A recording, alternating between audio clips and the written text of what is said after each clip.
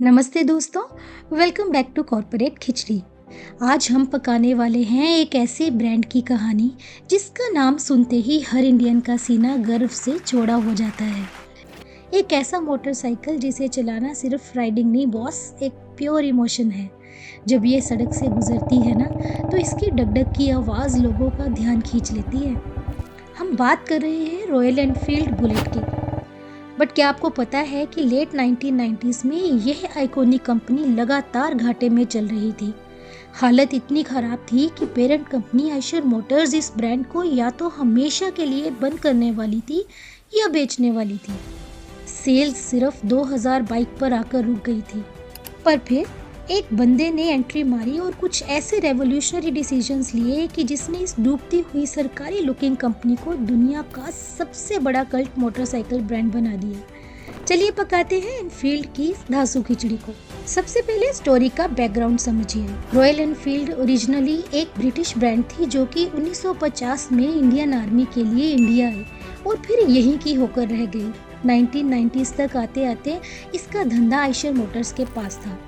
Royal Enfield के पास legacy तो थी, पर उस ज़माने में इस बाइक में ढेरों प्रॉब्लम्स थी। पहली, ये लगातार ऑयल लीक करती थी। दूसरी, इसका गियर गलत साइड पर था, यानी लेफ्ट की जगह राइट साइड पर, और ब्रेक और गियर उल्टे थे। तीसरी, इसकी रिलायबिलिटी बिल्कुल ज़ीरो थी। लोग मजाक में कहते थे कि अगर बुलेट चलानी है तो एक मैकेनिक हमेशा पीछे बिठाकर घूमो। इधर मार्केट में हीरो होंडा और बजाज सस्ती, बढ़िया माइलेज वाली और स्मूथ बाइक्स निकाल रहे थे। लोग बुलेट को एक भारी भरकम बाबा आदम के ज़माने की मुसीबत समझने लगे थे। बोर्ड मेंबर्स ने बोल दिया था, इस सफ़ेद हाथी को बेचो और धंधा बंद करो। और तभी साल 2000 में आयशर की कमान संभाली एक यंग आइकन सिद्धार्थ लाल ने। उन्होंने बोर्ड से सिर्फ एक मौका मांगा। सिद्धार्थ खुद एक हार्डकोर बाइकर थे, उन्हें धंधे की नब्ज अच्छे से पता थी।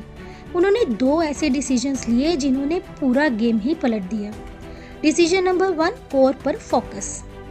आयशर मोटर्स उस वक्त 15 अलग अलग धंधों में थी, trucks, tractors, garments, footwear etcetera etcetera. तो सिद्धार्थ ने आते ही बाकी सारे फजूल बिजनेसेस को बेच दिया या तो बंद कर दिया। उन्होंने सारा पैसा और फोकस लगाया सिर्फ दो चीज़ों पर, कमर्शियल ट्रक्स और Royal Enfield. Decision number 2, don't sell the bike, sell the emotion. Management ने बोला कि हम हीरो होंडा से compete करने के लिए 100 सीसी की माइलेज वाली बाइक बनाते हैं। उन्होंने बोला, हम मास मार्केट नहीं, हम प्रीमियर नीश मार्केट बनेंगे और हम बाइक नहीं, एक लाइफस्टाइल बेचेंगे। उन्होंने बाइक की सोल को टच नहीं किया। वो भारी मेटल लुक, वो आइकॉनिक थम्पिंग साउंड सब वैसा ही रखा, पर अंदर का इंजीनियरिंग पूरी तरह से बदल दिया। गियर को राइट से उठाकर स्टैंडर्ड लेफ्ट साइड पर लाए और नया रिलायबल यूसीई इंजन लगवाया, जिसे कि ऑयल लीक होना हमेशा के लिए बंद हो गया, और इलेक्ट्रिक स्टार्ट दे दिया ताकि कोई भी इसे आसानी से स्टार्ट कर सके। उन्होंने बुलेट को आम कस्टमर्स के लिए अप्रोचेबल बना दिया।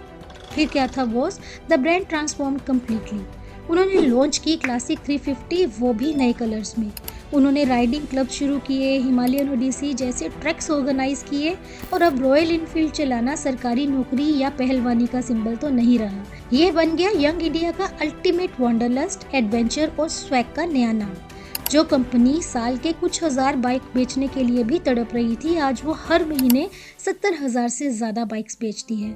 मिड साइज मोटरसाइकिल सेगमेंट में इंडिया में इनका 80% से ज़्यादा मार्केट शेयर है, और आज रॉयल एनफील्ड यूएसए, यूरोप और यूके में एक्सपोर्ट होती है। तो दोस्तों, रॉयल एनफील्ड की इस शानदार कामयाबी से हमें क्या सीख मिलती है? गलती तब होती है जब आप अपने बड़े कॉम्पिटिटर्स को देखकर उनकी कॉपी करने लगते हैं और अपनी पहचान खो देते हैं। सिद्धार्थ लाल ने कॉपी नहीं किया, उन्होंने ब्रांड की लेगेसी को मॉडर्न टेक्नोलॉजी के साथ मिक्स किया। बिजनेस में प्रोडक्ट की कमियों को दूर कीजिए, पर उसकी सोल, उसके कैरेक्टर को हमेशा जिंदा रखिए। क्या आपके पास भी रॉयल एनफील्ड है और आपको इसकी डगडग की आवाज़ से प्यार है या नहीं? मुझे कमेंट सेक्शन में अपनी राइडिंग स्टोरीज ज़रूर बताइए। सो कॉर्पोरेट दुनिया की ऐसी ही धांसू, दिलदार और देसी केस स्टडीज़ के लिए सब्सक्राइब कीजिए कॉर्पोरेट खिचड़ी को। अगले वीडियो में मिलेंगे एक और धमाकेदार कहानी के साथ। तब तक के लिए टेक केयर, राइड सेफ और खिचड़ी पकाते रहिए।